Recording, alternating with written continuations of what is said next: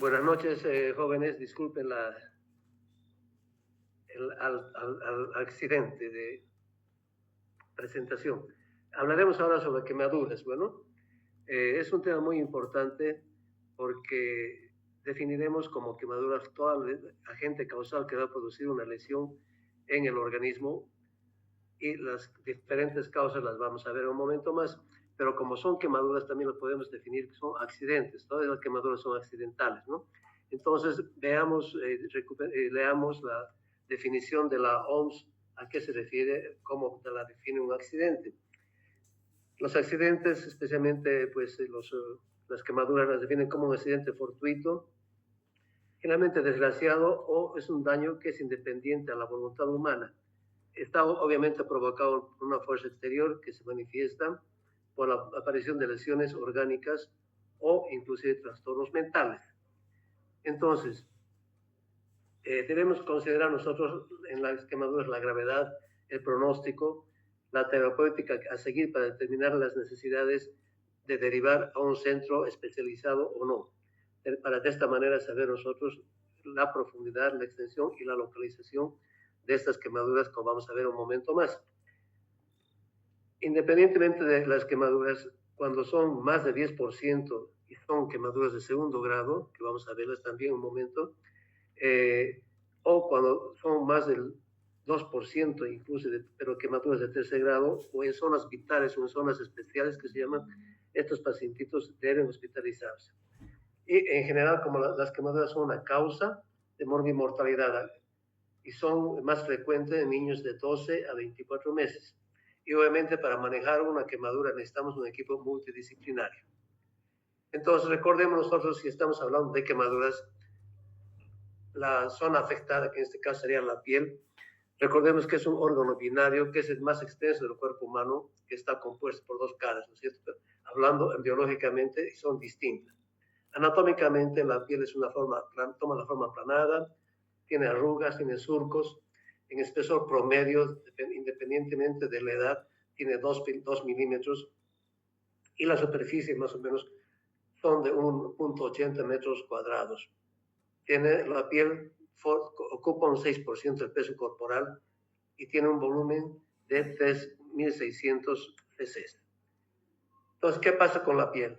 La piel tiene una capacidad regenerativa muy importante, es notable, es muy agradecida y constituye un elemento fundamental en la curación de las heridas y en particular de las quemaduras.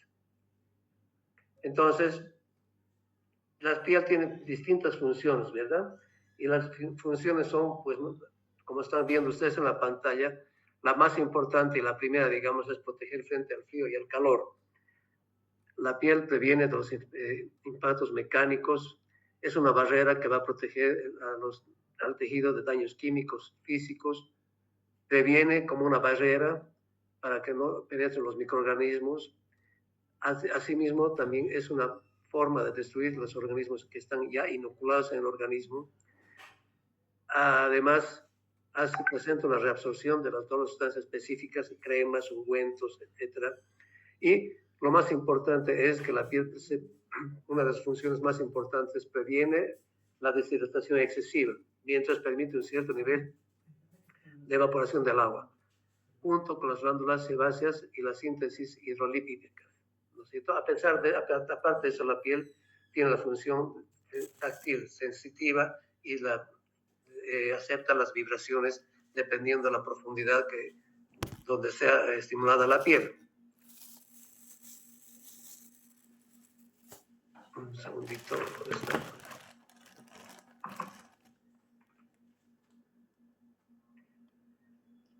Disculpen, me está fallando esta vaina.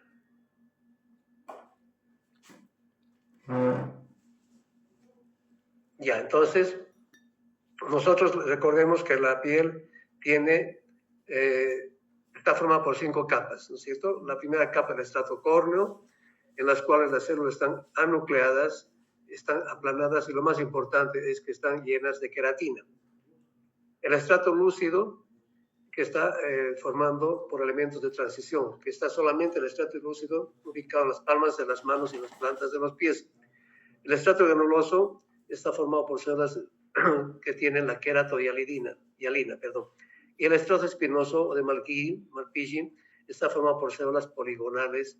Y el último, el quinto estrato, el estrato basal germinativo, formado por una hilera de células cuboideas. Entonces, vemos nosotros que es importante que a partir del estrato granuloso se recupera el tejido. Cuando ya son las camas más profundas y afectan al estrato espinoso basal, esas necesitan injertos, ¿no es cierto? Entonces, el estrato córneo, en principio, una quemadura superficial o tipo A, como vamos a ver, cura espontáneamente en 25 y 50 días. Y eso permite que haya una reepidermización a partir del estrato lúcido. Entonces, la dermis, eso fue la dermis, la hipodermis, la epidermis. La dermis está formada por la dermis papilar, recordemos, y la dermis reticular. La dermis papilar rodea todo lo que son faneras y los vasos sanguíneos. ¿Se encarga de qué? La dermis papilar se encarga del intercambio metabólico con la epidermis. Está formada por fibras colágenas, si nosotros repasamos o recordamos la histología, que son unas fibras muy delgadas, son fibras elásticas, y está formado por los fibroblastos y los capilares. En cambio, la dermis reticular está formada por tejido conectivo fibroelástico. Ahí están alojadas todo lo que son las glándulas pilosebáceas, las glándulas sudoríparas y parte de los vasos y de los nervios. Entonces, aquí vemos esquemáticamente cómo está formado, ¿cierto? Recuerda la epidermis, la dermis y la hipodermis. En la epidermis vamos a ver, pues, obviamente, los elementos que están formados en el pelo. En la dermis ya vamos a ver, obviamente, los folículos pilosos, los músculos erectores del pelo, las glándulas sebáceas, las raíces pilosas, los músculos receptores, ¿cierto? Y en la hipodermis, ya más profundamente, vas a encontrar todo lo que son los plexos vasculares, cutáneos y las fibras nerviosas, independientemente del tejido adiposo. Y la vascularización, recordemos rápidamente que está formada por un plexo vascular superficial y un plexo vascular profundo. La inervación, dependiendo de los estratos de la epidermis, la dermis y la hipodermis, están formadas por terminaciones nerviosas libres que van a ser las responsables que tengamos la sensación de calor, de dolor, de frío. Los discos de Merkel, que están más profundamente formados, van a ser responsables de que sintamos los estímulos dolorosos o calor o frío. El bulbo terminal de Krauss va a ser específicamente el que nos va a determinar la sensación de frío. Y el plexo de la raíz nos va a determinar la sensibilidad táctil. Los corpúsculos de Meines van a ser responsables de la sensibilidad táctil y cuando apretamos, comprimimos la piel y hay respuesta es porque los corpúsculos de Pacini han sido estimulados. Igualmente, cuando hace mucho calor, son los corpúsculos sensitivos de Ruffini los que están respondiendo a este estímulo. Las faneras, recordemos que son estructuras que derivan embriológicamente de la epidermis y a partir de ellos es la responsable de que se revitalicen más o menos a los 10-15 días una herida importante o una quemadura. En cuanto a la fisiopatología, recordemos en la fisiopatología que la piel tiene la función, aparte de sintetizar la vitamina D, hemos dicho al principio que protege de las infecciones, regula la temperatura y previene la pérdida de líquidos. Entonces, en cuanto a etiología, tenemos nosotros los agentes causales que son calientes, térmicos, o sea, por sólidos y líquidos, por calor, las eléctricas que son las más graves, perdón, estoy con una alergia, quemaduras químicas por cáusticas que pueden ser por ácido sulfúrico y clorhídrico, y las más severas son las quemaduras por álcalis, que son la soda cáustica y por el amoníaco. La radiación es por efecto de los rayos X ultravioletas o por las radiaciones ionizantes, ¿no es cierto? Y las fricciones son pues aquellas lesiones en las cuales o accidentes de tránsito, las personas pues van por el asfalto y tienen unas quemaduras por fricción con pérdida de piel importante también en muchos casos. En este caso vemos que las quemaduras de tipo A son las de los niños que fácilmente, por curiosos en la cocina, la primera quemadura es por agua, agua caliente, ¿no es cierto? Entonces, ¿qué es lo que pasa? Las quemaduras térmicas las quemaduras calientes van a producir vasodilatación. Entonces, los niños generalmente son problemas que se queman en la cocina o quemaduras en el agua, básicamente, o quemaduras eléctricas, ¿no es cierto? Cuando los niños están hurgando un foco o hurgan los enchufes, ¿verdad? Cuando no hay una protección de parte de la familia. Entonces, hemos dicho que la fisiopato, la vitamina D, es la responsable y es la que sirve para la síntesis del calcio asociado con los huesos, etc., ¿no? Entonces, ¿qué sucede con la piel en la quemadura? En la piel sucede pues de que se van a dañar los estratos que hemos visto, ya sea la epidermis, la dermis o la hipodermis, dependiendo de la profundidad que tengan los tejidos, ¿no? Entonces, cuando ocurre una quemadura se producen dos fenómenos. Hay mayor aumento de la permeabilidad y hay vasodilatación. El calor va a aumentar la permeabilidad de los capilares, va a permitir el paso de proteínas plasmáticas al espacio intersticial y esto va a producir edema con la consiguiente disminución del volumen sanguíneo y que esto nos puede llevar a un colapso circulatorio. En cambio, la vasodilatación también produce edema, pero es por aumento de la presión intrastática en los capilares. Las quemaduras térmicas profundas son pues más importantes. Generalmente una quemadura pequeña, pero que sea por electricidad, es más importante que una quemadura por agua, digamos, porque la quemadura por agua puede ser extensa, pero puede ser superficial. En cambio, la quemadura por electricidad puede ser pequeña, pero sí puede ser profunda. Entonces, ¿qué pasa con una quemadura? Cuando el frío, por ejemplo, uno se puede morir, se quema por el frío, digamos, ¿verdad? ¿Por qué pasa cuando uno está, digamos, en la intemperie o ha sufrido unas quemaduras en el Ártico, qué sé yo, por frío? Van a producirse arritmias, ¿ya? Van a producir tetania muscular, edema, destrucción tisular o fallo renal y nos va a llevar a una rhabdomiolisis, o sea, una destrucción del tejido muscular. Entonces, aquí tenemos un esquemita en los cuales vamos a más o menos ver qué pasa con las quemaduras. En principio, hemos mencionado, ¿no es cierto?, que va a dañar y va a ir a alterarse por el calor la microcirculación, que esta microcirculación va a aumentar la permeabilidad vascular, que hemos dicho que va a aumentar, pero producir el edema intersticial y celular. Esto nos va a llevar a que pueda haber una éstasis microvascular por la disminución del líquido, que nos va a llevar también a un shock hipovolémico y nos va a llevar a una hipoxia tisular. Pero también una quemadura no solamente es por daño a la microvasculación, disculpen, sino nos va a llevar a una reacción inflamatoria local. Esta reacción inflamatoria local nos va a producir una liberación de sustancias producir una reacción inflamatoria. ¿Cuáles son estas? Son la histamina, los leucotrienos y los tromboxanos. Todo esto, si no se corrige, nos va a llevar a una trombosis y igualmente que al edema nos va a llevar a una éstasis microvascular con una vasoconstricción, una vasoconstricción, una concentración de las plaquetas y esto nos va a llevar a la muerte del tejido.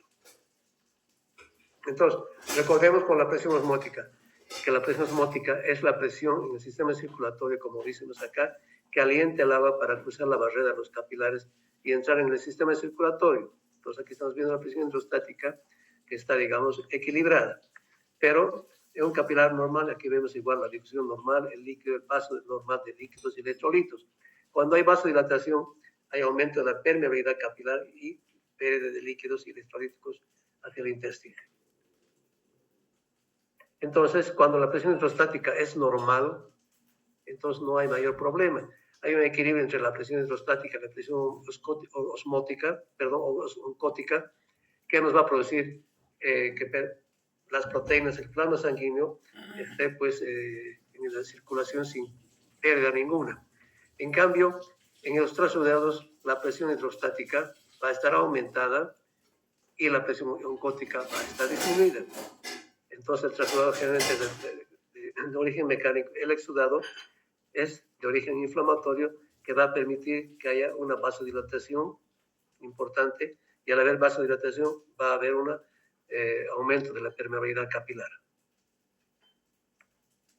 Entonces, recordemos, en el exudado, ¿qué pasa? En el exudado va a haber salida de líquido, va a haber salida de proteínas y las células del sistema vascular al tejido intersticial o al resto de las cavidades corporales. En cambio, el transudado, ¿qué va a pasar?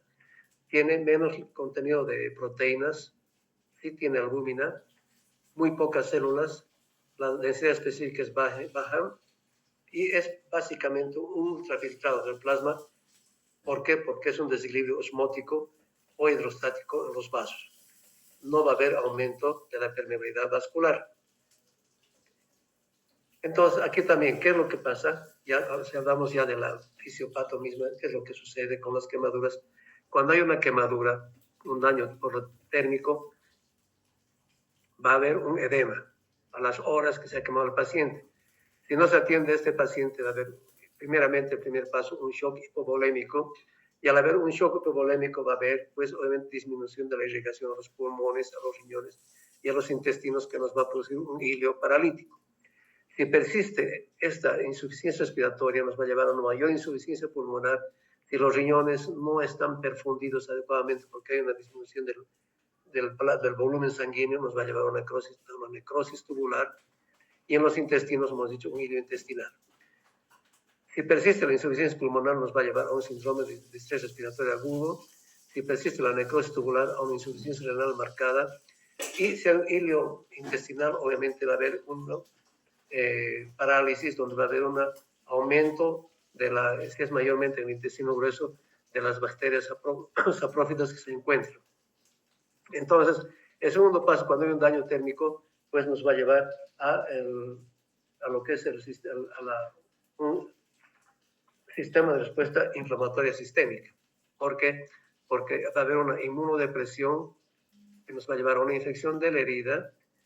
Todo esto, como hay una translocación bacteriana, nos va a llevar a una sepsis y a una falla múltiple orgánica, ¿no?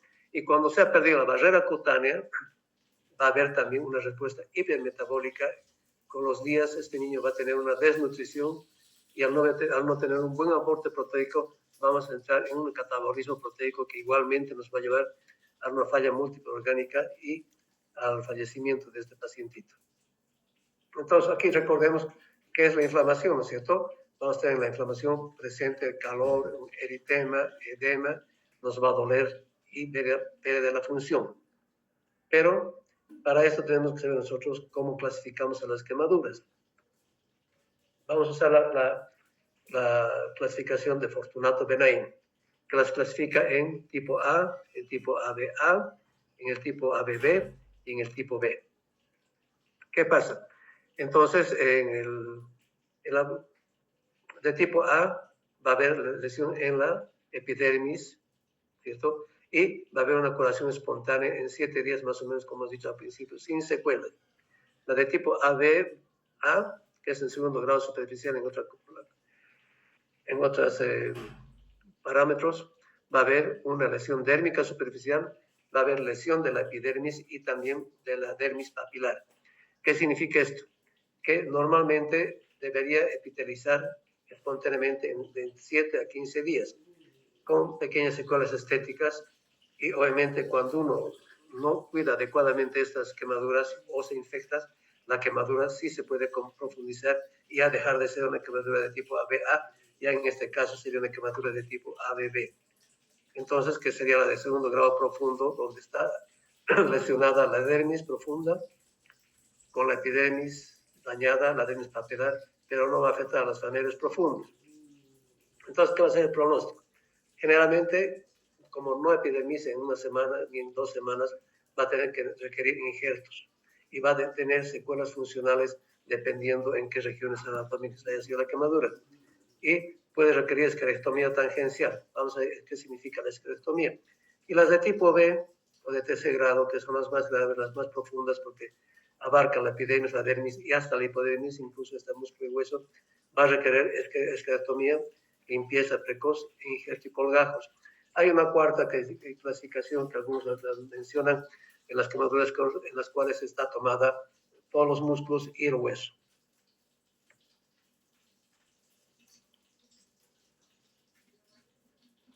Entonces, haremos una recapitulación de esto, más o menos. La de tipo A o primer grado, ¿cómo va a ser su apariencia? Tienes que ver en cuanto a la apariencia, la sensación y el tiempo de recuperación. Vamos a resumir lo que hemos visto acá. Las de tipo A, o sea, primer grado, van a tener qué apariencia: eritema, un edema mínimo, no va a haber exudado, no va a tener flictemas. Si nosotros tocamos a ese pacientito, la sensación va a ser dolorosa. ¿Cuánto tiempo se va a recuperar? Como hemos visto acá, en 3 a 6 hasta 7 días y no va a dejar cicatriz. Las de tipo A o AB va a tener un color rosado, va a haber las flictenas, o sea, las ampollitas intactas, porque va a haber un exudado. La sensación, ¿cómo va a ser? Va a ser mucho más intensa que la de tipo A, va a ser muy dolorosa. Y el tiempo de recuperación va a ser, como he dicho, en 7 a 21 días. Si no se infecta la herida, la quemadura no va a dejar cicatriz, pero sí va a dejar una herida, una piel despigmentada, ¿cierto? Entonces, ¿qué pasa con las de tipo ABB? Son, aparentemente, la piel se la ve pálida o aspecto moteado, va a ver las flictenas están rotas y hay un exudado importante. La sensación va a ser, en las de quemadura de tipo ABB, muy poco va a doler, hay una hipoalgesia. ¿Cómo van a curar estos pacientitos? Van a curar en 7 a 21 días, van a dejar cicatrices y necesitan injertos. Y las de tipo B, las más profundas, el aspecto, ¿cómo va a ser? La apariencia va a ser quemaduras, la piel va a ser blanca, nacarada o negruzca, la piel va a estar acartonada, pergaminada. ¿Por qué? Porque están las venas trombosadas. Y la sensación va a ser, no le va a doler, ¿cierto? Entonces, ¿cuándo se va a recuperar estos pacientes? Van a recuperarse solamente con cirugías, haciendo necrectomías, sacando la piel dañada y haciendo injertos. Entonces, cuando vemos nosotros un pacientito que está con la piel quemada y lo curamos, etcétera, y no le duele, no es que el niñito sea muy valiente, simplemente tienes que pensar que posiblemente este niñito tiene una quemadura muy profunda de tipo B, en la cual hay una hipoalgesia, una analgesia completa, y esa es la causa de por qué no siente el dolor. Entonces repasemos un poquito aquí esquemáticamente lo que hemos mencionado. La quemadura de tipo A, que hemos dicho que es eritematosa por lesión simplemente de la epidermis, donde están el estrato espinoso, granuloso, el estrato córneo que hemos mencionado, las glándulas del pelo y los díscolos de Merkel. Vamos a tener una piel de este tipo, las famosas quemaduras de sol, donde estamos viendo nosotros acá que hay eritema, no hay exudación, no hay flictenas y pues nos duele mucho, ¿verdad? Igualmente acá, son quemaduras por sol. En cambio, las de tipo A, ver, ya hay las flictenas, las ampollas, ya hay exudado, como estamos viendo acá. Ya está, pues, son dolorosas. Y las quemaduras de tipo AB, en las cuales ya pues ha tomado ya la epidermis y la dermis, parte de la dermis, entonces las quemaduras van a ser de este tipo, ¿cierto? Van a ser muy dolorosas, en algunos casos va a haber lesiones de la piel pálida, va a ser, las ampollas van a estar rotas y la cicatrización, la recuperación va a ser por lo menos en 21 días y va a necesitar injertos. Aquí vemos una quemadura de tipo B, donde estamos viendo el fondo de la piel blanco, nacarada, ¿verdad? Está media pergaminada, la piel está seca, ¿no? ¿Por qué? Porque se han trombosado las venas. Entonces, obviamente esta quemadura no duele. Igualmente en esta la quemadura B profunda, en las cuales estamos viendo lesiones, ¿no es cierto? En las cuales esta es una lesión, ¿no? Es una zona neutra que se llama, donde es el tórax. Pero el cuello y la carita son zonas especiales junto con los pliegues en todas las extremidades, que aunque sean pequeñas, tienen que requerir mucho más cuidado que las quemaduras en lesiones en piel en zonas normales. Entonces aquí estamos viendo quemaduras de tipo profunda B, donde la piel está oscura, está blanca en muchas áreas, y aquí más aún todavía, donde estamos viendo la piel acartonada, seca, con áreas negras, blanquecinas, y obviamente todo esto, por supuesto, que no le va a doler al pacientito. Más aún aquí estamos en zona normal, zona neutra, que no está quemado el tórax, hemos dicho aspecto moteado, blanco, negro, acartonado acá, ¿verdad? Bien, entonces nosotros tenemos que, aparte de esto, tomar en cuenta cuando vemos a un paciente, cuando recibimos un paciente en la emergencia, tenemos que ver la extensión, tenemos que saber qué superficie, qué extensión de área corporal ha sido comprometida, ha sido quemada. Entonces, para esto vamos a ver la regla del 1, de los 9, ¿no es cierto? Que aquí estamos 5 esquemas en los cuales vemos que la cabecita en el niño de un año, menor de un año, se le da un porcentaje de un 19% y es inversamente proporcional con el crecimiento.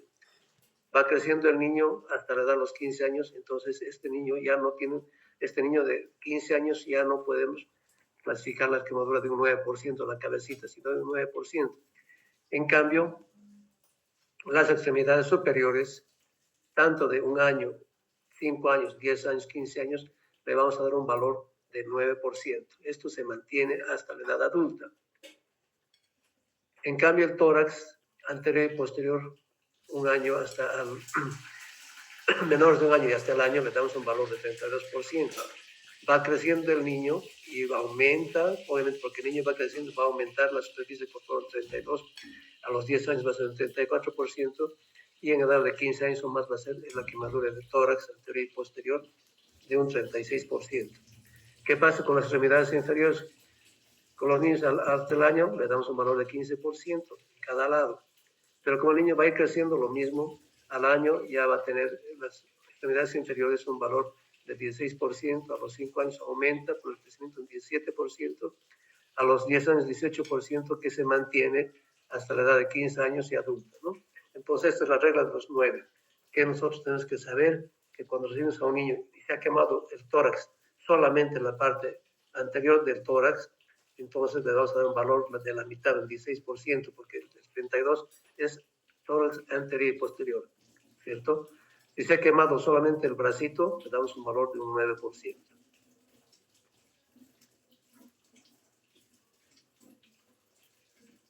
Ven aquí la diferencia, ¿no es cierto? Que ha ido disminuyendo proporcionalmente el valor del porcentaje de quemadura de niños de un año hasta la edad de 15, edad adulta. En cambio, ¿qué pasa con las palmas de la mano? Le damos a la palma de la mano un 1%, ¿ya? Pero esto incluye no solamente la palma, sino incluye desde la palma hasta los dedos, es 1%. Y la parte genital es 1%. La localización son regiones, como hemos dicho, especiales, ¿no es cierto? La carita, el cuello, las mamas, articulaciones, las manos, el periné y los pies. Como estamos viendo acá, obviamente una quemadura aquí más del 80%, que generalmente es incompatible con la vida, o después de muchos días de sufrimiento, el paciente fallece por sepsis. Entonces, ¿qué pacientes deben internarse? Hemos dicho que los pacientes que tienen niños de más del 10% de quemadura de segundo grado deben internarse, o más del 2% de quemaduras de tercer grado en zonas vitales deben internarse. Entonces, ¿qué es lo que tenemos que hacer cuando recibimos a un pacientito? Tenemos que tener medidas de bioseguridad, ¿no es cierto? La persona que está atendiendo al paciente tiene que tener, pues, cuidados en el aseo, barbijo, guantes. Si un paciente ha venido con quemadura por agua, que sea, tenemos que cuidar el medio ambiente, o sea, significa retirar las prendas. Debemos hacer una exploración física general, descartaremos lesiones asociadas. ¿Qué significa esto? Que en la quemadura el niño puede haber caído y golpeado la cabeza y tener asociado un traumatismo encefalocraneano, o haberse caído y tener una fractura, ¿no es cierto? En caso de que sea una quemadura por inhalación de aire caliente, pues tenemos nosotros que indicar oxígeno al 100%. Lo más importante, apenas llegamos al paciente, es que tenemos que tener un acceso venoso periférico central. Habitualmente mejor 2 vías para iniciar la hidratación. Y paralelamente controlar el dolor porque el niño puede tener un shock hipovolémico, neurogénico por dolor. Tenemos que hacer un lavado profundo, cubrir las heridas con sulfadiazina de plata o con povidona o con alguna gasa vaselinada con alguna sustancia antiséptica y ventajas en la técnica de quemados, que vamos a ver cómo es la técnica de quemados. Entonces, paralelamente es importante que pongamos una sonda vesical para controlar la diuresis, ¿cierto? Tiene que mantenernos el ritmo diurético en 1.3 mililitros por kilo de peso por hora, que es lo ideal. Igualmente tenemos que tener la temperatura corporal adecuada porque una hipotermia nos va a llevar a que haga tendencia a hacer neumonías y se complica el paciente. Entonces aquí estamos viendo quemaduras en las cuales estamos ventilando, dándole oxígeno, pues es una quemadura importante. Entonces la técnica de quemado, aquí vemos un niño quemado en las cuales se han usado las gasas vaselinadas con cualquier antiséptico, con povidona o o sulfadiazina de plata, se las venda con esponjitas para que la esponja tenga la función de absorber el exudado que pierde este niño, porque como no tiene la protección de la piel va a perder proteínas y líquidos. La sonda Foley que estamos viendo. ¿Y qué va a hacer con el diagnóstico?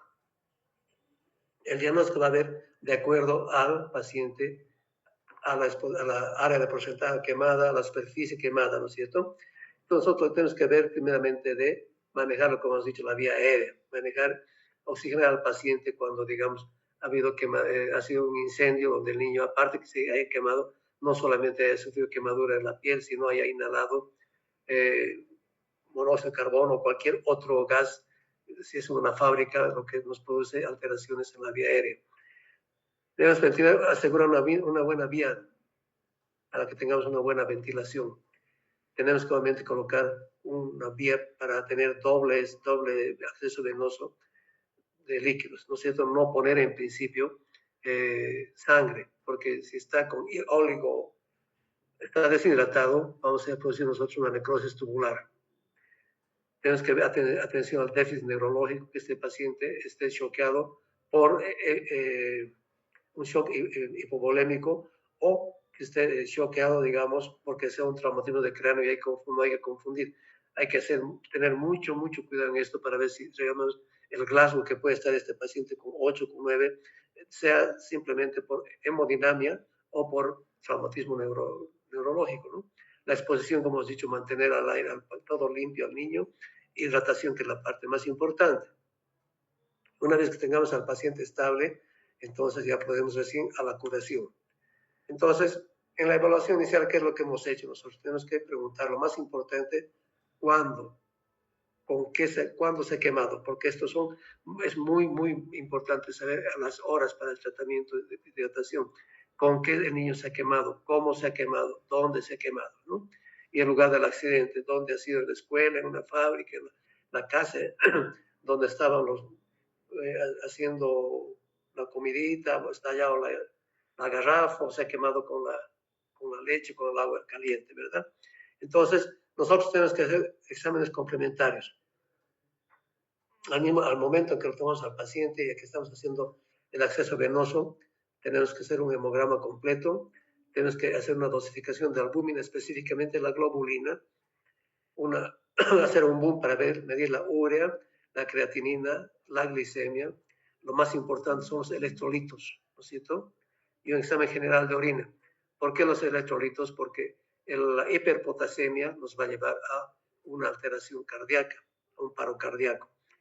Tenemos que hacer un electrocardiograma, si es posible, la carboximoglobina en los pacientes que han sido atendidos porque han inhalado humo, una radiografía de tórax para ver que no haya un problema asociado, la creatina quinasa, que es muy importante para ver cómo está la función cardíaca, la medición del orina, como hemos dicho, y la mioglobinuria, para ver dosificar la cantidad o para que tengamos una idea de la destrucción del músculo en estos pacientitos. Entonces, la reposición hidroeléctrica, ¿qué vamos a hacer? Vamos a usar la fórmula de Parkland. ¿Cuál es la fórmula de Parkland? Es esto, ¿cierto? Usamos 4 mililitros de solución de Ringer lactato por kilo de peso por su porcentaje de superficie quemada. Pero a esto le tenemos que añadir el requerimiento basal por la edad del niño. Entonces, ¿por qué usamos lactato? Ringer lactato, porque el ion lactato se metaboliza rápidamente en el hígado y se va a convertir en piruvato, que va a ser utilizado por el ciclo de Krebs y nos va a producir bicarbonato que nos va a ayudar en la ventilación de este pacientito. Entonces, les decía que al principio es muy importante saber cómo se ha quemado, a qué hora se ha quemado, porque nosotros tenemos que pasar la mitad de la solución que hemos calculado según la fórmula de Parkland, ¿no es cierto? Tenemos que pasar la mitad. Pero por decirte, el momento en que ha sucedido el accidente, si llega el paciente a las 8 de la noche, pero el accidente ha sido a las 4 de la tarde, entonces ya han pasado 4 horas, ¿cierto? Entonces, como tenemos que pasar las primeras 8 horas, ya no vamos a pasar las 8 horas desde que lo hemos recibido, sino que tenemos que descontar las 4 horas en las que se ha quemado. Las 4 de la tarde llega a las 8 de la noche, entonces ya son tenemos que pasar la mitad en las 4 horas. Por eso les decía que es muy importante que se tome en cuenta a qué hora se ha quemado, porque de ahí tenemos que calcular las 8 horas, ¿cierto? Y una vez pasar las 8 horas, según la diurés que tenga la medición, que tenga de orina este niñito, hay que pasarnos a la segunda fase. Tenemos que administrar la misma cantidad de Ringer lactato, el 50% que queda, pero en las 16 horas siguientes, o sea, el total en las primeras 24 horas, ¿cierto? Entonces recalquemos que en las primeras 8 horas se va a pasar el 50%. Las primeras 8 horas de suceder el accidente, no de lo que ha llegado al hospital. Y en las 16 horas restantes se va a pasar el otro 50%, o sea, la otra mitad. Entonces lo que tenemos que hacer es mantener la diuresis de 1 a 3 mililitros por kilo de peso por hora para que no tengamos falla renal, no vayamos al síndrome de respuesta inmunitaria sistémica y no lo perdamos al paciente. Entonces, también aparte de eso, no nos olvidemos que el paciente, según la etapa, el tipo de quemadura que tenga, va a tener o no va a tener dolor. Entonces tenemos que darle analgésicos, que puede ser el paracetamol, el metamizol, la morfina o el fentanilo en último caso. En este caso evitaremos usar el fentanilo porque muchos están perdiendo el fentanilo, ya saben qué puede pasar. La vacuna antitetánica, veamos nosotros si este pacientito ya ha tenido sus vacunas en orden, pero igualmente hay que reforzarle con el toxoide tetánico. Hay que pasar la gamma globulina específicamente porque hay un consumo por la mioglobinuria, hay un consumo importante de las proteínas por el exudado porque no tiene la protección, como hemos dicho, anda permanentemente exudando, perdiendo líquido. Y si no le damos esto, pues va a entrar una hipoproteinemia que va a complicarnos la recuperación del tejido, ¿no es cierto? Los antibióticos no hay que darle en los primeros días, porque como se ha eliminado la piel, entonces la piel ya no hay por qué, todo el tejido que estaba quemado, que estaba necrosado y que es susceptible de infectarse ha sido retirado. Entonces, en primera instancia, no hay que dar antibióticos porque ustedes saben que eso puede seleccionar los gérmenes y producir resistencia bacteriana posteriormente. Y como hemos dicho al principio, al pacientito quemado no solamente lo va a atender el especialista de cirujano plástico, no lo va a atender solamente el anestesiólogo. Es un equipo multidisciplinario porque no solamente va a afectar al niño, va a afectar a la familia, ¿no es cierto? Entonces necesitamos que el psicólogo apoye al niño, a la familia, que el niño haga una kinesiterapia importante porque como está inmovilizado mucho tiempo, pues hay tendencia a la anquilosis. Entonces tiene una fisioterapia importante para movilizar los tejidos y para que no se queden los tejidos rígidos, ¿no es cierto? Y lo más importante, al mismo tiempo que le das albúmina, tienes que darle la nutrición, una buena nutrición. Un paciente bien nutrido va a recuperar rápido. Un paciente desnutrido, obviamente, va a ir con daño importante y va a tardar en recuperarse. Y la rehabilitación no solamente funcional, no solamente estética, sino la rehabilitación escolar. La rehabilitación es reinsertar lo más pronto posible a este niño a sus actividades escolares. Entonces, el tratamiento quirúrgico, hemos dicho en este caso, se está usando un escarótomo casero para eliminar todo el tejido que estaba necrosado. Es una quemadura de tipo AB, ¿cierto? En la cual estamos preparando la piel para que reciba el injerto. Entonces, la zona receptora. Y queda así. Está listo para recibir el injerto.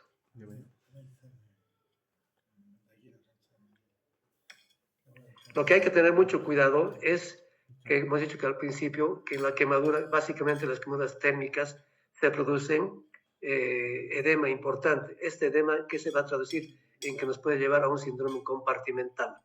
El edema va a comprimir todo lo que son el paquete vascular y nervioso y nos puede llevar a síndrome compartimental, que es una complicación muy, muy importante y de difícil recuperación si no se la toma en cuenta precozmente.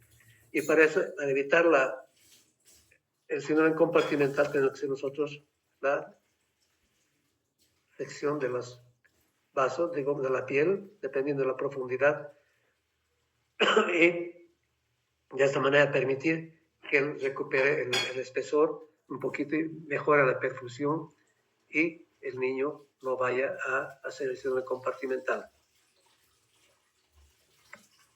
Entonces aquí hemos aplicado al niño la base acilinada o la nitrato de plata, la fórmula de nitrato de plata, que es el quemacurán, que es la sulfadiazina de plata, y sobre esto le colocamos una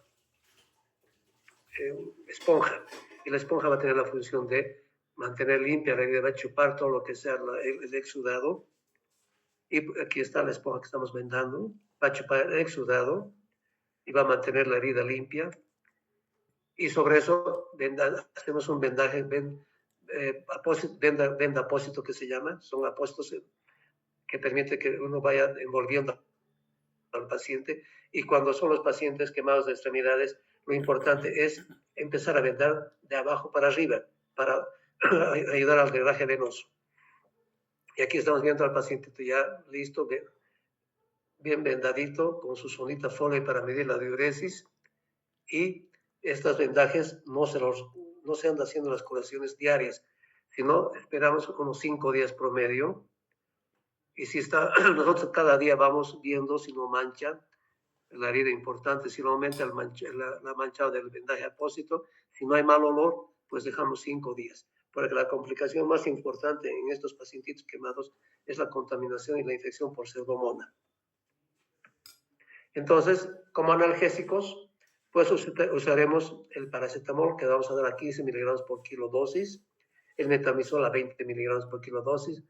Cuando el dolor sea mucho más importante y al paciente vamos a dar la morfina a 0.1 miligramos por kilo dosis, el fentanilo, que tratemos de no darlo y de que no lo tengan a la mano, vamos a dar 1 o 2 miligramos por kilo dosis, el texodio tetánico para reforzar aunque el paciente esté vacunado, a 0,5 mililitros intramuscular, la globulina, dependiendo de los valores que vayamos encontrando nosotros al medir la albúmina.